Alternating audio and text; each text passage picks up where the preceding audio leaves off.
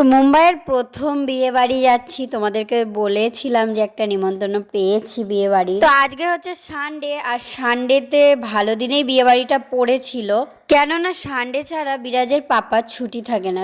তো সানডেতে সকাল সকাল আমরা বেরিয়ে পড়েছিলাম, আর সানডেতে 10টার পর থেকে না মেঘা ব্লক ছিল, তো ট্রেনের একটু প্রবলেম হতো, তাই সকাল সকাল বেরিয়ে পড়েছিলাম। এখানে অটোতে উঠে পড়েছি আমি, বিরাজের পাপা আর বিরাজ আর জামাইবাবু ছিল। এখানে আমরা অনেক সবাই গেছিলাম, ননদ গেছিল, আমাদের পাশে বাড়ি একটা দিদি ননদ গেছিল, তো সবাই মিলেই যাওয়া হয়েছিল। আর আমাদের এখানে একটুখানি পৌঁছাতে লেট হয়ে গেছিল, মানে অটোওয়ালা চিনতে পারছিল না, ভুল করে ফেলেছিল। তারপরে গেটে যখন ঢুকলাম, ঢুকেই দেখতে পেলাম বিয়ের ওদের দুজনের ছবি। তো ঢুকেই তারপরে দেখছি ওরা বিয়ের পিঁড়িতে বসছিল। তারপরে সবাই মিলে একটুখানি বসে বসে বিয়ে দেখলাম। বিয়ে দেখতে দেখতে কিছুটা এখানে সিঁদুর দান হচ্ছিল, সিঁদুর দানটাও বসে বসে আমরা দেখছিলাম।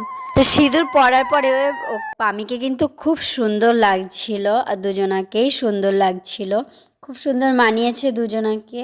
আর তারপরে গেছিলাম খাওয়া দাওয়া করতে। খাবার খাওয়ার হয়ে যাওয়ার পর আমার ছেলে এখানে একটা বাচ্চাকে দেখতে পেয়েছিল, ওর থেকে একটু বড় হবে, তো ওরা দুজনা একটুখানি ছোটাছুটি করছিল, খেলাধুলো করছিল। তার আমরা সবাই ওখানে একটুখানি ফটো তুলে নিলাম। তো ফটো তোলার পরে এখানে আমার ছেলে তো খাওয়া দাওয়ার পরে একটা আইসক্রিম নিয়ে এসছে, আইসক্রিম নিয়ে এসে মাঠে বসে বসে খাচ্ছিল।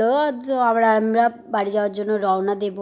তো সেই সময় আমার ছেলে এখানে দেখতে পায় যেখান দিয়ে নতুন বউ হেঁটে গেছিল, তো সেরকম করে হাঁটবে বলছিল। আর এখানে দেখো ওর বাবা ওকে তুলে দিয়েছে, তুলে দেওয়ার পরে একটা ফুল ওর হাতে দিয়ে দিয়েছে, আসবে। প্রথমটা একটু ও ভয়ই পাচ্ছিল, ও ভাবছিল এগুলো ছিঁড়ে যাবে কি, আমি পড়ে যাবো কিনা, তাই আস্তে আস্তে ধীরে ধীরে হাঁটছিল। যখন বুঝতে পারলো না এখানে পড়ে যাবে না, তখন একটু জোরে জোরে দেখো হাঁটছিল। আর কতটা সুন্দর লাগছে তোমরাই কমেন্ট করে জানিও। দেখো আর স্মাইলটা, ও তো আবার বারবার করবে এরকম, মানে আবার ঘুরে আবার যাচ্ছে, বারবারই করছিল।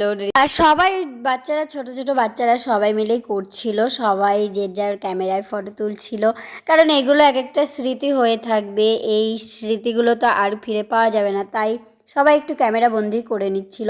আর এখানটায় আমার ছেলে দেখো একটা ফুলের তোড়া মাথায় তুলে নিয়ে খেলা করছিল, ওর পাপা থেকে নিয়ে ওটা রেখে দিয়ে এবার আমরা বাড়ির উদ্দেশ্যে রওনা দিয়েছি। আমরা কিন্তু অটো ধরে নিয়েছি, সবাই ওলা করছিল, ওলাও বলছিল যে ওলা করবে, কিন্তু ওলাতে আমি না চাপতে পারি না, তো যার কারণে আমরা বললাম অটোতেই যাব।